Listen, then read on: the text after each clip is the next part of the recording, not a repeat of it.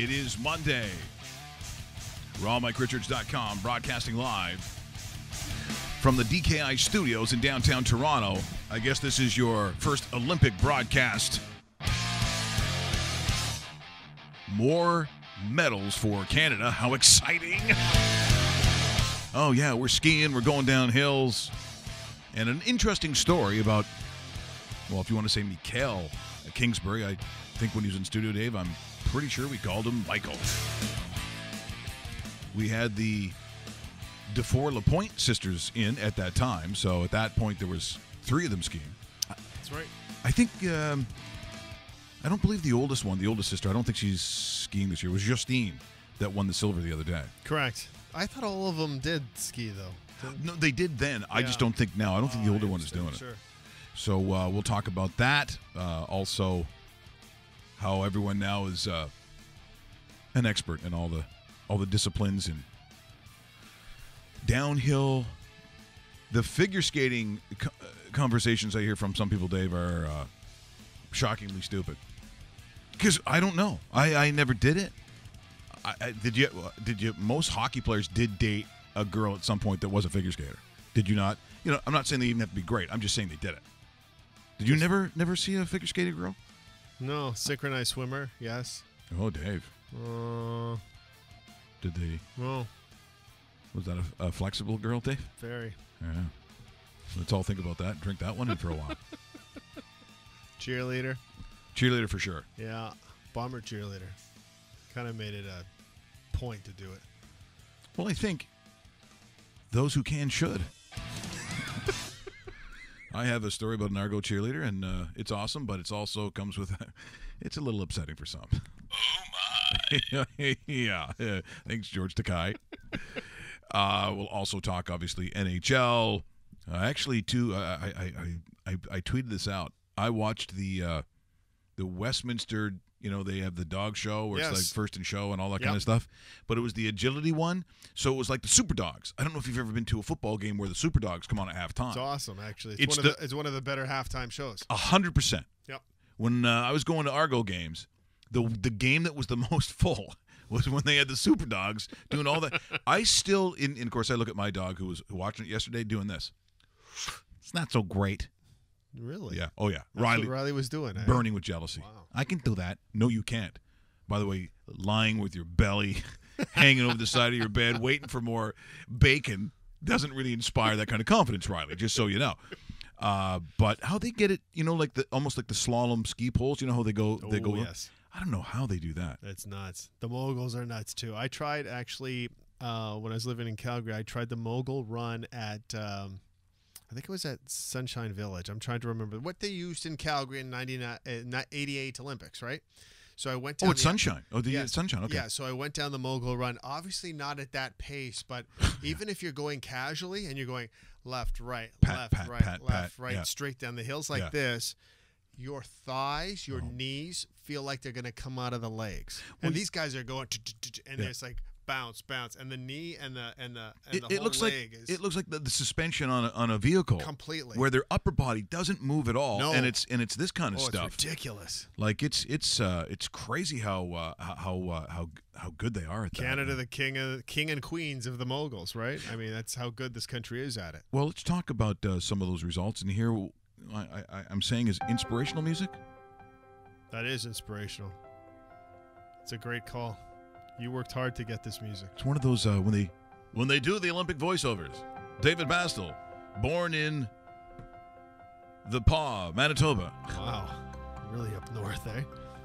A crippled child from immigrant parents from overseas overcomes it all to become the world's greatest trampolinist. Hello, everyone.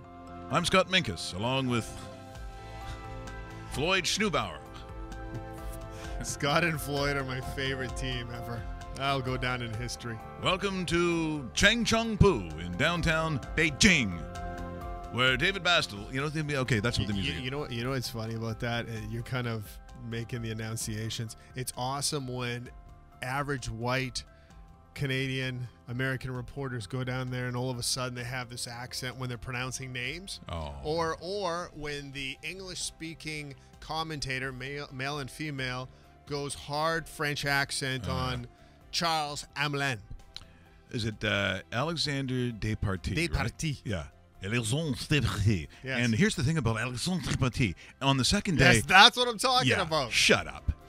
You know what the other thing I hate about the Olympics, too? Because I love the Olympics. The other thing I hate about the Olympics is when newsrooms across North America think it's a news story and they send their news reporters down to cover an event that they've never seen, researched, or heard of in their life to do news-related stories. That's why this country in particular is killing the sports product by ditching off these little stations like Kitchener and Barrie and Timmins and North Bay, where there should be cities and little towns like that have their sports, and now this country's gone and it just doesn't. It's really sad. It's terrible. Every single province has a lot of smaller cities like your Brandons and your Saskatoons and your Lethbridge and your Red Deers and places like that. Your Medicine Hats, your Kamloops.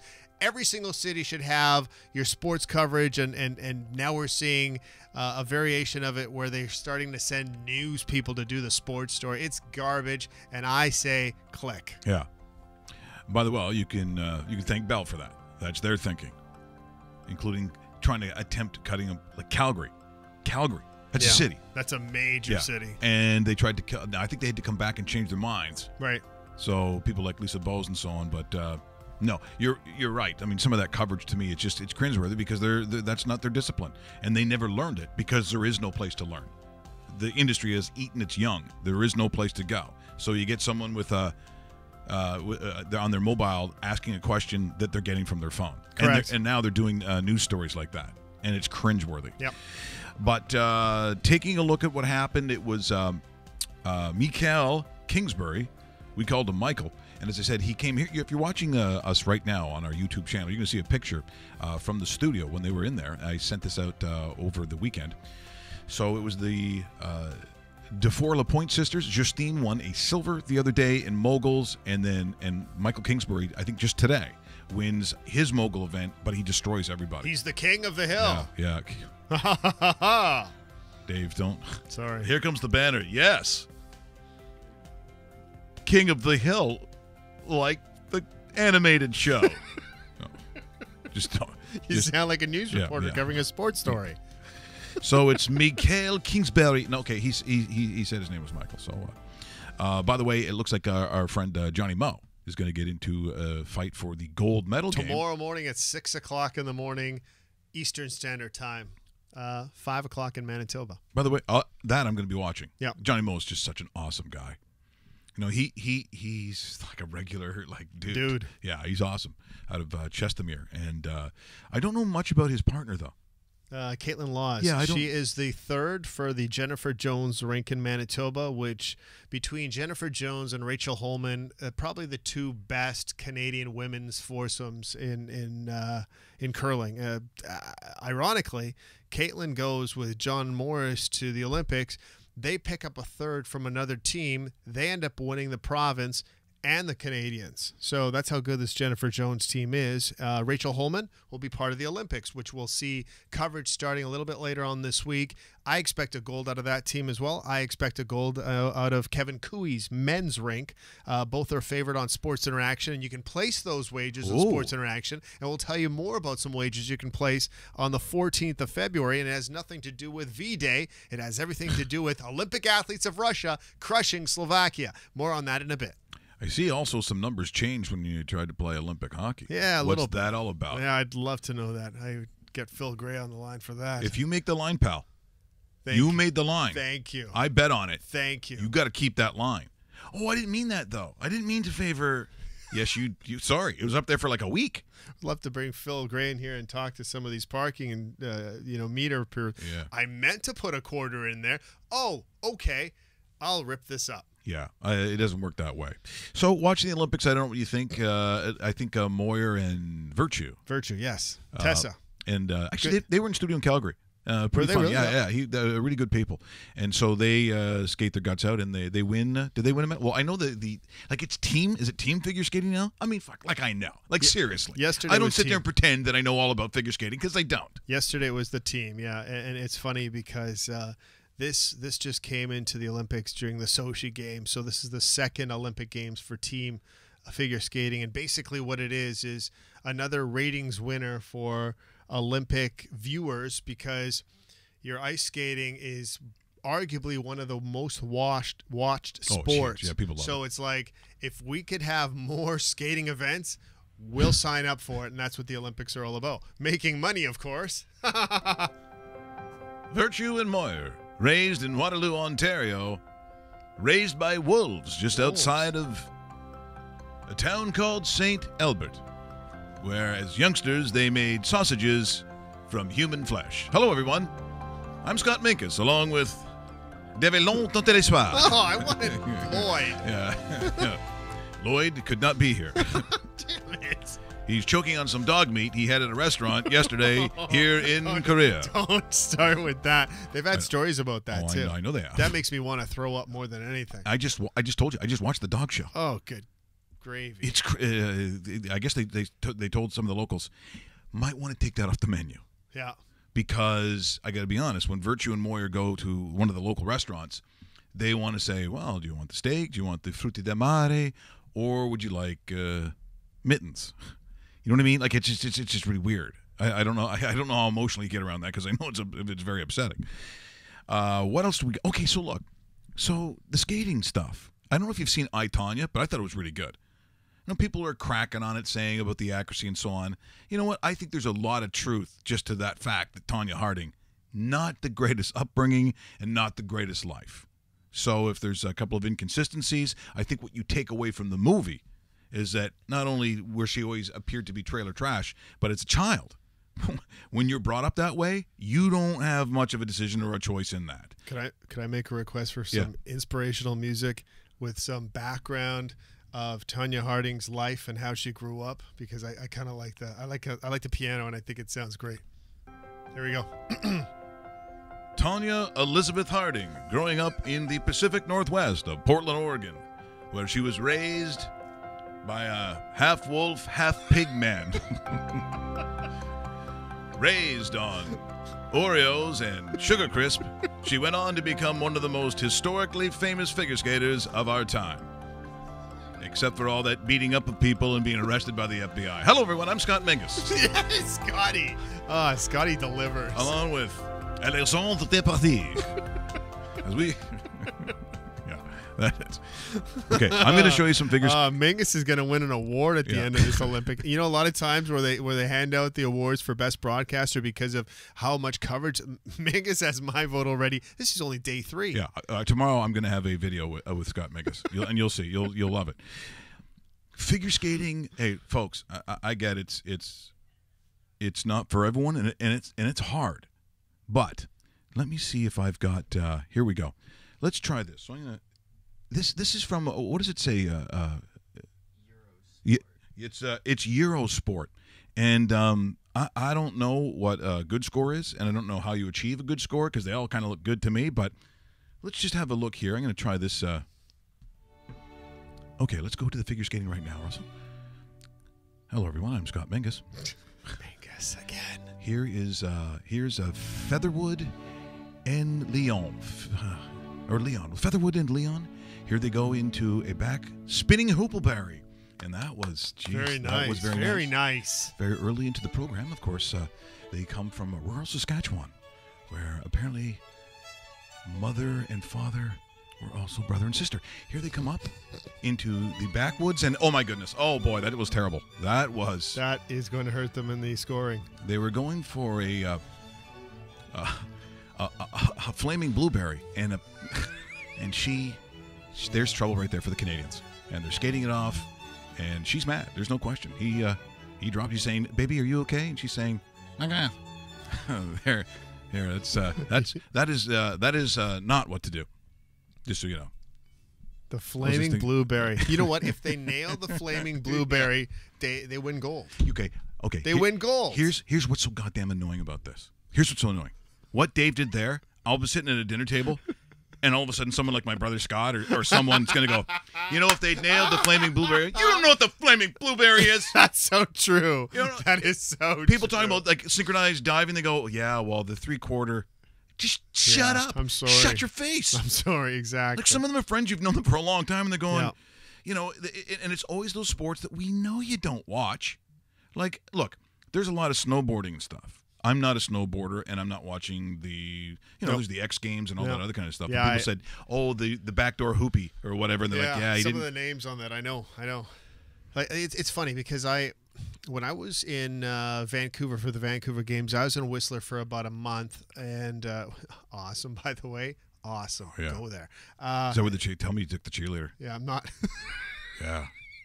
And I'm not talking about the event itself. But no, so going into the event, I was in the sliding sport. So it's luge, skeleton, bobsled.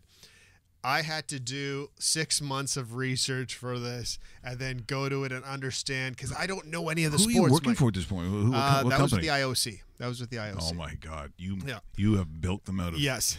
Oh, big time. Big time. So, listen to this. So, true story. I'm in a chalet in Whistler on the Hill, $549 a night. And they are paying for it. I was going to say, that's not in the best lookout. For 30 days. Oh, my God. For 30 days. My brother comes up to visit me because I bet he did. I invited him to come up. And because I'm in the chalet, they're coming up to me saying, would you want lift tickets? Do you want rental skis? Do you want this? Everything? So he is capitalizing on my name, doing all this. And you know what a lift ticket costs in Whistler? It's over $150 a day. A day. So he's going skiing. I'm going to work. It was amazing. And then that's on top of the wage you make, which is very, very good.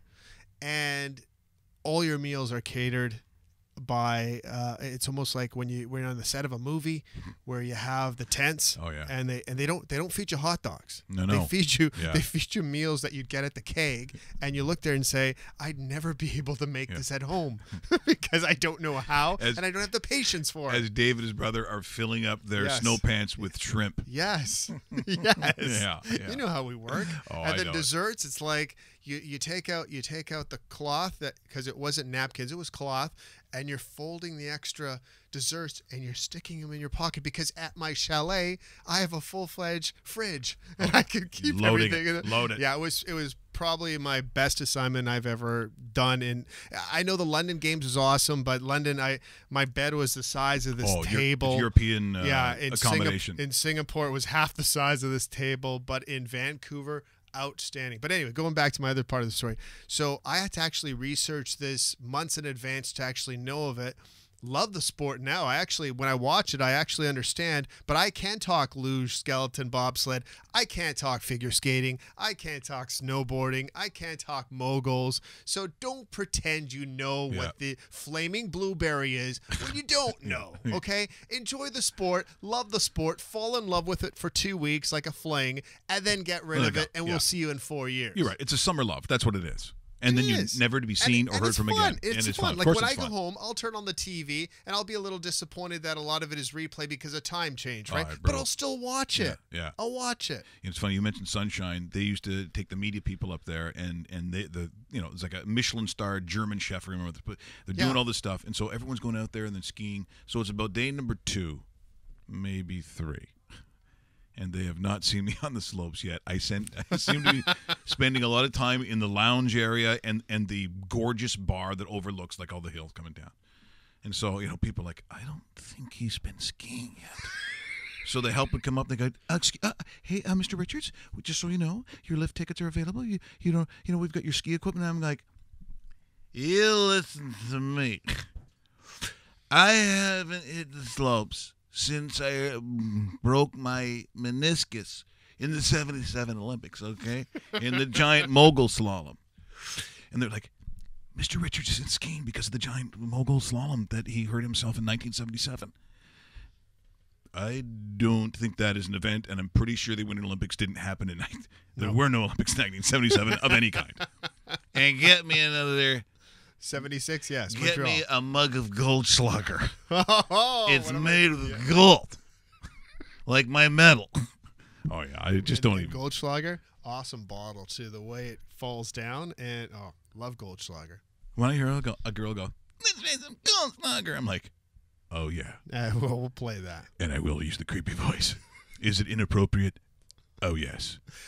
We have some breaking news. Okay. Do we have some breaking news music? I could set you up. Well, I don't know. I don't mind the piano one. So, okay, here we go. And because it is very inspirational. Is it Olympic breaking news? No, it's Major League Baseball breaking news.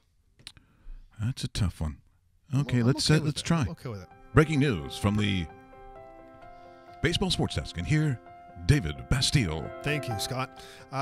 Breaking news from the Toronto Blue Jays. Today they announced moments ago that on opening day, they will retire Roy Halladay's number 32 in a big presentation. Halladay's uniform will be retired against the New York Yankees on March the 29th at the Rogers Center. He'll join Roberto Alomar's number 12 as the only two jerseys to have been retired by the Major League team. Mark Shapiro is quoted saying that through Roy's values, pride, work ethic, perseverance, he was everything what a Blue Jay was supposed to be. And so, yes, the number 32 will be retired.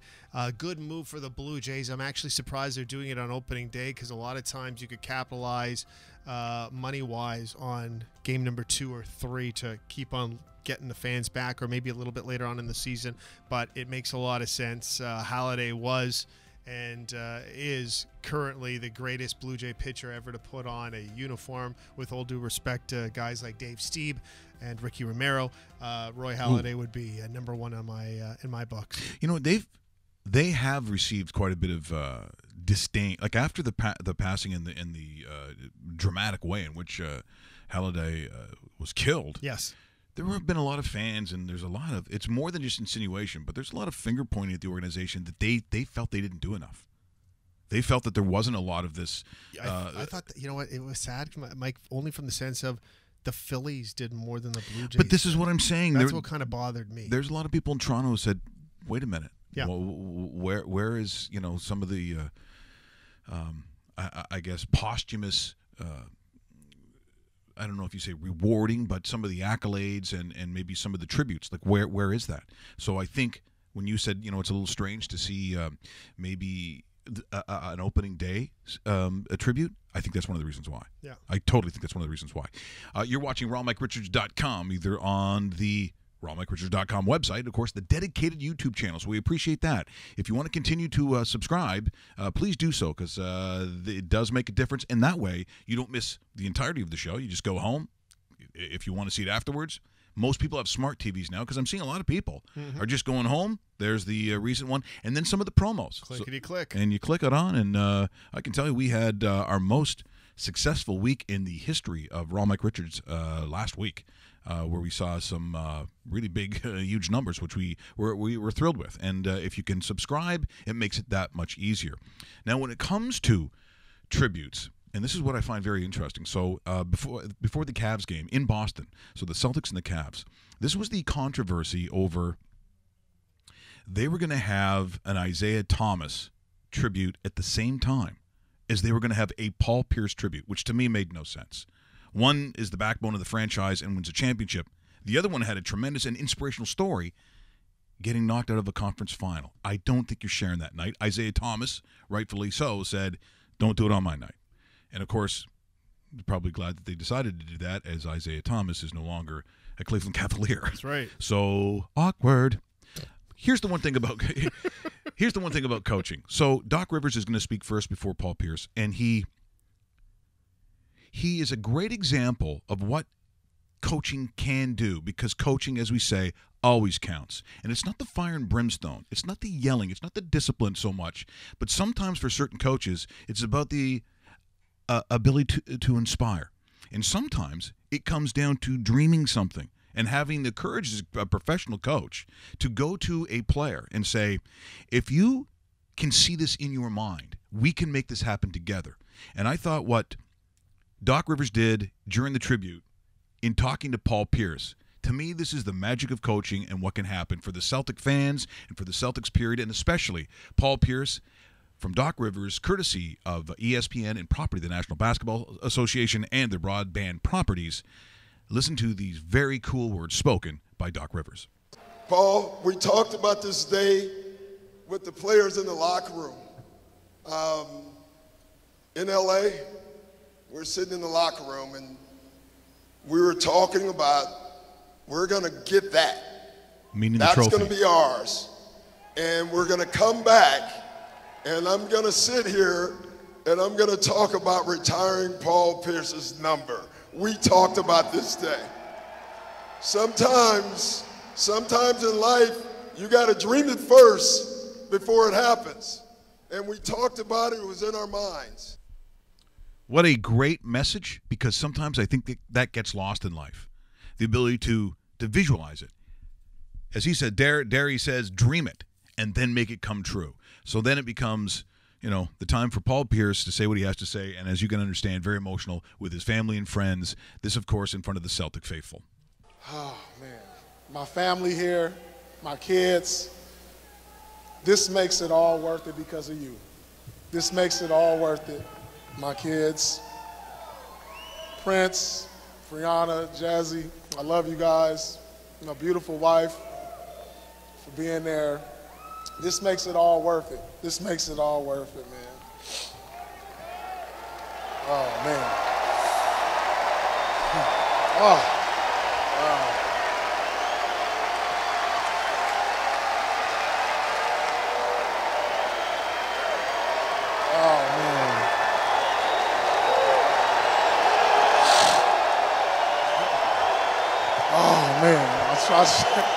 I tried as long as I could. I tried as long as I could. That's a great moment. Once again, Paul Pierce, property of the NBA, courtesy of ESPN and their broadband properties. Did you notice that during the actual ceremony, Kevin Garnett was in the rows on the actual floor, and he was holding up his phone, recording it. And I'm thinking, it's KG. Probably could have got an actual copy of it if he didn't have to watch it on his phone. So if he's recording it, is he sitting there watching it afterwards on his little and then sending it iPhone to Paul and going, see what this is what you look like. The other thing too was funny, and this was the reason I bring this up is because I actually saw it trending on Twitter afterwards. He was wearing like a black sweater with a hood, and the hood only covered the back of his neck down. And everybody on Twitter was saying, how the hell is that hood staying up like that? Because as you guys know, when you wear a hood or a hoodie, or some people call it a bunny hug, which is foreign to me. I never understood that in Calgary. Are you wearing a bunny hug? I go, I have no idea what you're talking don't ever say that to me because I'll bunny hug. Anyway, it's either on or off. It's not kind of like. So people are mesmerized by this. Yeah. So it was a little different, and but nonetheless, Paul Pierce is one of those players. Watching him, that as a Raptor fan, I wish the Raptors had that guy. Oh, that guy was a rifle. Yeah, all world in terms of also his influence on his team, rightfully so. Nice tribute, but as we've talked about, when you do tributes, the home team, at least in my experience, either they completely tank or they just don't win. I bet you it's probably 70% against you when you have a tribute. It's just how it works out. And for LeBron and his new friends, true, it's a totally different club. Well, it's a secret club. The secret is out though, pretty good. So on the defensive end, which is what a lot of people have been talking about. But, George Hill, does he make a difference? Well, last night against the Boston Celtics, it counted, it mattered. Once again, property of the National Basketball Association and their broadband properties. Hey, and it's good for Jay Crowder. It's good for Dwayne Wade as Tatum misses it. Bottom was sometimes players just aren't the right fit. Even though there's talent, they're not the right fit with your team. It's George Hill with a beautiful move. Yeah, George Hill, new friend. Shot clock winding down. J.R. Smith has to launch one and rattles it home. Rip City. But if he was in the States, doing it in a major market, he would be getting the credit. I'm not so sure. We pick and choose who we want to hire. And Thomas didn't want to do it as well. All for naught now with the trade. Crowd wanted to travel on James. Osman gets inside and banks takes it home. Points. It was just one after the other, and it was the Cavs wiping out Boston last night in tremendous form, Dave. Are you saying that he was perhaps the king of the hill? Dave, yes.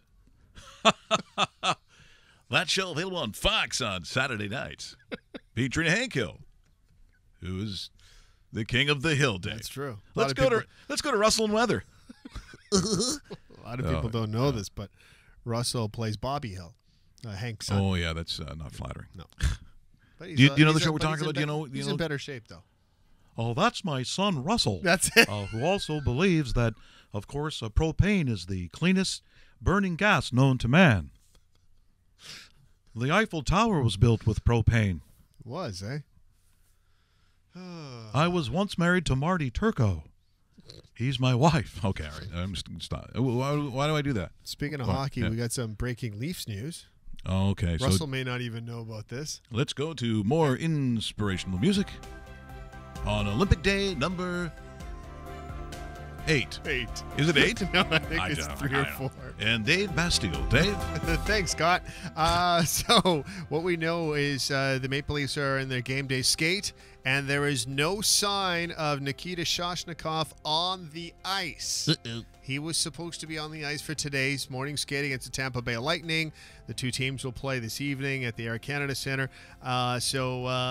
There is some speculation on what has happened. His agent has actually come out and said he's taking the day off, but I don't know how the Maple Leafs say yes to a day off for a young kid that just finished a development stint, or a conditioning, I should say, stint with the American Hockey League, because those 5 games are over. So he was supposed to be on the ice in a Maple Leafs uniform, and a corresponding roster move was supposed to happen today and still can happen, likely will happen. We'll know more about this later in the day, but interesting enough, the guy that was supposed to be there, not there today. Mike, back to you. Well, to be continued. Oh, very good. Yes. And Nikita Shoshnikov, he's the king of the hill. hill. Alrighty, Dave. Wait, no.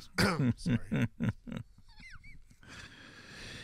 The inspirational music has moved me to. Okay, I think that the guys who do the on the ski hill, the ski jumping, is insane. I've been to COP. I've seen them train in the summertime, and sometimes there's those that they jump into water. Like it is the craziest thing I think a person can do. I don't know how they do it. Now, there's different ways, I guess, in approach, because it's a very technical sport. Horst Buelow, that's the only name I remember from Canada. He was the only one that I think actually could. Like, there's 2 things from Canada. There's Horst, who I think came from Thunder Bay, and when Eddie the Eagle came from England. It's a cool movie, boy. If you get a chance to see the movie, actually, it's a really good movie. Eddie the Eagle was in the Calgary Olympics. Yes, right? he was. 88. Yeah, 88. But even for a guy who they gave such a difficult time to, even in trying to attempt coming from Great Britain, there are some countries that are really good at it. Japan, for instance, very good at it. But not this guy. Here, ladies and gentlemen, might be the worst attempt I've ever seen in the history of ski jumping. 2年連続札幌ワールドカップ優勝なるかどうか。 Here he comes. 次に飛ぶ選手。Oh boy. おっと。ど何が伊藤大輝が。大丈夫でしょうか。伊藤大輝が。Lift. 今。Lift. 心配なことが起きました。Get those skis up in the air. スムーズに進むことができませんでした。いや、そう。おっと、非常にこうジャンプにしては珍しいことが起きました。田中さん。スタートゲートがですね、よく止まってよかった。Because guess what? Here it is in slow mo. Yeah, go back to it. Yeah, keep it rolling. I haven't seen it in slow motion. 滑ってしまったんですね。特に今シーズン he wasn't sure he wanted to go down. してきたところですから。 And then now in slow motion. Now the family's going, oh, this is embarrassing. 足ですね。 There you go. There it is. Now the father was saying to the mother that their son is not the king of the hill. No, or he's saying should have stayed in school. But Yoshimosha, yeah, that's embarrassing for the whole family. But that I've rarely seen. And trust me, I think a lot of us in this room might just choose to take a dive like that and not do it. Seriously. Yeah. Because you look at the ski jump and at the end of it and how far, it's like, you know what? Maybe I'm dropping to my ass as well. Because I don't want to do like that. Fake an injury. I had no problem if all of a sudden, oh, my groin. Yes, exactly. Which is strange for a Japanese guy to just shout that out. But I think I would go that. Because take a look at this guy. Now, this is, if we're going to start this right at the beginning, right, Russell? Here's sort of a slow motion of a guy who's a real jumper. But when they go up there and they get the skis, you know, in that V shape. Actually, right. Matt Dunnigan used to do when he scored a touchdown. Did you ever see him when he did the I don't the 90-meter ski jump routine? Oh no, we'll have to ask Matty about that. He used to do that. But once you get in the air, I'm always amazed how they can hold it. Because what if the wind? Because you saw a lot of that in Pyeongchang, the other day, where they just couldn't even hold the thing. So here's what it must look like in slow motion. What's going through your head? You're a good ski jumper. And this happens.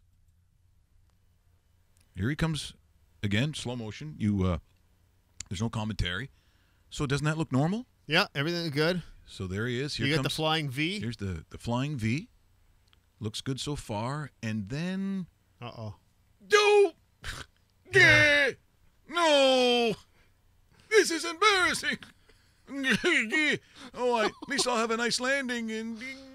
No! Oh, man. That, you know what it almost looks like? That's scary. He throws himself out there perfectly, and then while he was in the air, he kind of went, oh, wait, I'm flying. Yeah. I'm flying. No! Yeah, is the guy going, holy shit, this actually works? Look at everyone looking at me. I'm going to, no. That's exactly it. That is just I wouldn't touch that. I don't know how they do it. Yeah, never. Yeah. Uh-oh. Young Paul Bordelot, born in Fartnick, New Jersey, who attempts his first jump ever, ending in disaster. Then to return to work at a Subway sandwich where he severs 2 fingers. Hello, everyone. I'm Scott Mingus. Along with Andrew Redshaw, live on CBC Sports. We used to be good and make money. Now we're owned by someone else and have become slaves. Losing the will to live now, actually. I don't know. Like some of the, you know what? Mingus has a job forever as far as I'm concerned. They have so many people doing the Olympics that I've never heard of. I know, honestly. And by the way, keep in mind, pretty good friends with Cassie Campbell. Yep. Have talked a lot to our really classy and awesome female or women's hockey, Haley Wickenheiser, yep. Over the years. I mean, these are probably the classiest and coolest people that I know. But with all due respect, when I watch the women's, so it was Canada versus Russia the other day. Like, you see the Korean United team come on, and they can't skate. Like, they literally, it's like on their ankles. So I've said it for years because it makes me feel uncomfortable. There are 2 countries who play hockey at that level. It's the U.S. and it's the Canadians. And I realize they go by venue. You know how the IOC works, Dave. I mean, they've got a venue that holds, I don't know how big that the arenas that they're playing out of, but let's say 10,000 in that area. And people will buy tickets to go see these games. But it's not even a tournament. I don't know how you can get around the honest commentary, which is there are 2 teams that play it at this level, and then a whole bunch who are trying, but my God, they're not even in the same universe. Yeah, and the sad part about that, when you're talking about levels of competition, we understand who the 2 teams are, and then you could sit there and say, well, Finland, Russia, Sweden, they at least have people that women that know how to skate properly and can play hockey to a certain extent. But when you look at the South Korean or what they're calling the Unified Koreas, the team itself, the female team, there's people out there's women out there that are having a hard time skating. Yeah, period. Just skating. I mean, it's and I understand you put the host nation in these events, but come on, really? If you can't skate, I mean, like a Ryerson guys team, Russell, like that team could beat the Korean team. Do you think you could beat the Korean team, Russell? Do you think that female team, the Korean female team? Yeah. The female team. Oh, yeah. Well, do you think you could? Team, no. Do you think you could? Yeah. Do you think you could beat them, Russell? I've never seen them play, but we have a few pretty good players on our team. See? Yeah. Oh, there you go. See? So you're saying challenge accepted. Why don't you look into that camera? Why don't you look into the Russ cam right now? and with the rust cam actually on, which is kind of what I'm looking for here. Okay. There you go. And looking at that camera, and like a wrestler, threaten the women's Korean hockey team. Just look into the camera straight on. I'm looking. All right, and let's hear what you would say in a wrestling, in a WWE-like manner. Let's hear, look into the camera at them, and tell me what you're going to do to them. Oh God. Oh boy. WWE. Okay. Yeah. No, I don't think I can do it. I don't think I can do it. Okay, I guess the Korean women's team wins. There's not a mean bone in his body. He is. They have a hard time skating. Skating. It's like, and they're allowed to compete at the Olympic Games. Yeah. It's our first. Like, I always joke. It's my first day. Never done it before. It is. We can see it. We can see it. How's this? You No. can't skate like that. Can you imagine trying to be the coach? Oh, no, I couldn't. Girls, bring everything. Yeah, okay, just crawl over. Just crawl over, for Christ's sakes. Just. They're holding onto the boards to turn. Yeah. You can't do that. Okay, who's crying? Is there crying? Are you crying now? Seriously, are you crying? Christ, I hate you guys. Honestly. That would be very difficult. We got to send Coach Frank out to Korea to coach that team, I think. I don't think he'd take the job. No, he turned it down. He's a very giving guy, but he ain't doing that. So what is the best part of the Winter Olympics? I would say that I do like giant slalom, the GS, Super G, all those kinds of races. Those are fun, yeah. That is amazing how good they are. And I said, have you watched a lot of the hockey tournament so far? Have you watched a lot of the men's? Russell, I know you said you would probably watch it, but depending on the time and the day. Well, they haven't really started yet. Right. Yeah, there will be a couple games actually starting tomorrow. But they had some prelims. Yeah, prelims, but just exhibition games. But the tournament starts tomorrow. Slovakia versus Slovenia. Go Slovenia, go! I should wear my Slovenian jersey tomorrow. Do you think there's a Kopitar on that team? I don't think there is, actually. Because there are a lot of They play hockey. Yeah, and coach. Like Kopitar is Smith and Slovenia. No, yeah. I don't know. I don't know if it is. I don't know. Okay. They face off tomorrow, and then you get into it. And this is my my tip of the day. A special Valentine's gift for everybody out there. Slovakia versus the Olympic athletes of Russia. Olympic athletes of Russia favored by 2.5 goals on the puck line.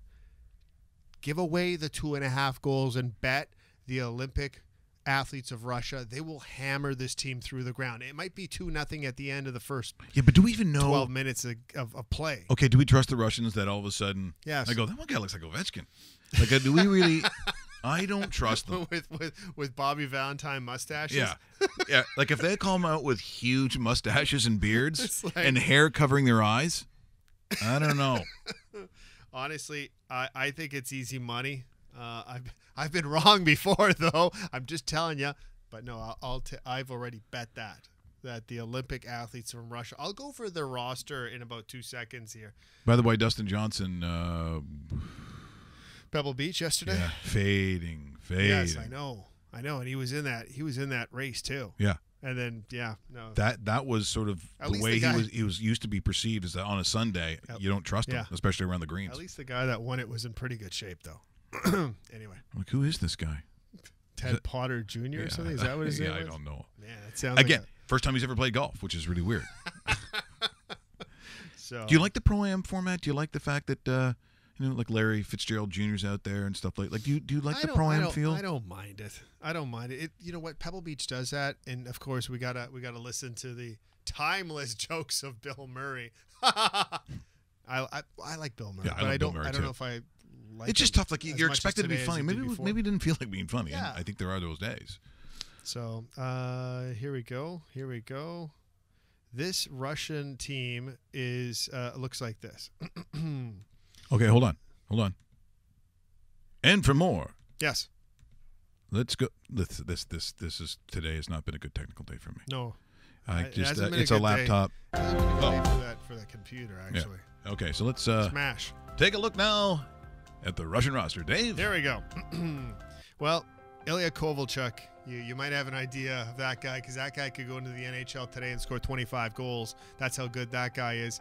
Everybody knows of Pavel Datsyuk, Mikhail Grigorenko, Sergei Kalinin, Vladim Shipnikov, who was with the Vegas Golden Knights and then kind of left and whatever.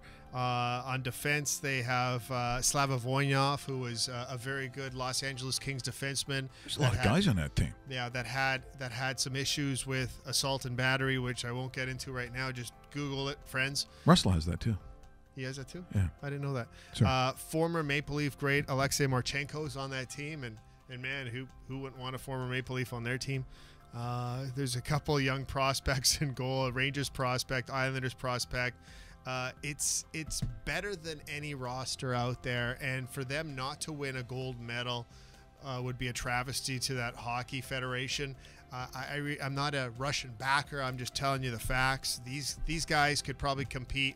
Half of them could probably compete at the NHL level, never mind against the different pieces that are scattered throughout Europe and North America playing semi-pro. So they will mop up a team like Slovakia on Wednesday. Speaking of betting, here's just in from Coach Frank. Yes. He's talking about the Korean team. We said, why doesn't he coach them? Yes, okay. Fair enough. They can't skate yet, although Phil Gray has Korea favored over Canada. There's a Phil Gray bomb. Phil, if you're watching, that's in reference to it will be a blowout for the Patriots. Correct. Yes. And now he's changing lines now. What? No, I didn't mean Korea. I meant Czech Republic. Yeah. Okay. All right. Two can play that game. No, I didn't mean to bet on Wagner. I bet on Fairleigh Dickinson. Mm-hmm. I'm just changing that to win my 11-game parlay. Yeah.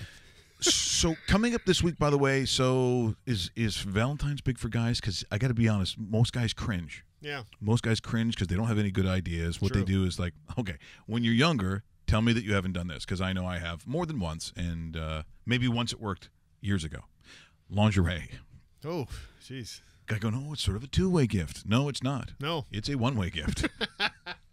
And I think that worked maybe once, like when you're engaged or something. Russell, that backfired on him last year, he said. Yeah, well, he gave it to his mom, so once again, awkward. Russell, what are you doing for Valentine's Day? What are you... I am working. Good day. You're working. I'm working. At the ACC? I am. Who's in town?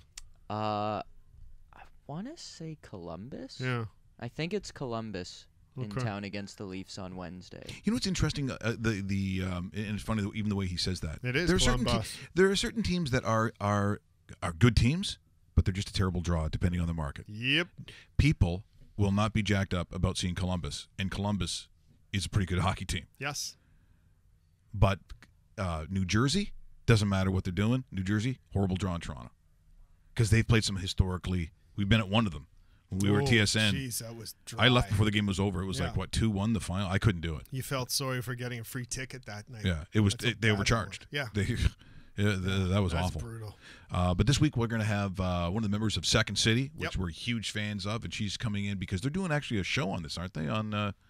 Yeah, it's a Valentine's themed show. I'm trying to look it up as we speak. It's called Hooking Up Second Base. Okay, there we go. Hooking Up Second Base. Things we need to know. Also, we'll probably talk a little basketball. I'll try to get a hold of Leo Rout and see if I can get him in studio, as the Raptors right now playing as good, as consistent ball as you're going to find around the league, and yet, and this should be of no surprise, south of the border, if you're a big reporter or whether you work for TNT, ESPN, NBC, CBS, you're not talking Raptors.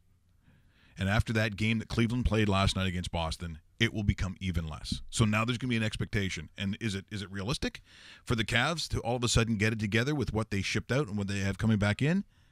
Well, if you watch that Boston game last night, you're thinking, yeah, here it comes. And you know what's funny about that, too? A lot of times when LeBron's formed a new team, when he was with the Heat, when he went back to the Cavaliers, when there's new players, it takes them a couple of games to gel, or at least a week to gel or something. Yesterday, they were on full throttle right from the start. That was like Lipton's instant soup. Yeah. Just add hot water. And then boom, it's done. Where did the chicken and noodles come from? Yeah. Do they even make that anymore? I think it's illegal. I don't think there was anything remotely. I don't think there's anything chicken-like in it. Oh, there was meat, but... Chicken product. Yeah. By the way, in Korea, stay away from the restaurants. Yeah, don't go. I'm just... What? Is this beef? We just become best friends? Yup. Because it tastes like beef. You want to go do karate in the garage? Yup. It's not beef. We're Sparky. So there you have your Olympic roundup. You have all kinds of breaking news. Scott's going to be back tomorrow, right? We will have a video of Scott Minkus, I believe his name is. Yes. Yeah. Go ahead. He's going to have one of the great moments, one of the great Canadian moments. Oh. And by the way, the individual portrayed in that video actually has heard this several times. A Canadian Olympian. He goes, "Are you going to play that when I come in studio?" "Oh, yeah. I'm going to play it right in front of you." You got to do it. Have yourself a great day. Remember, subscribe to YouTube, right where the little head is, right where DKI is, our great sponsors. Click on it. Click on it. Subscribe. That thing you don't want to miss a thing. As Steve Perry said. Steve Perry? No, it was the other Perry. It was Joe Perry. Tyler Perry.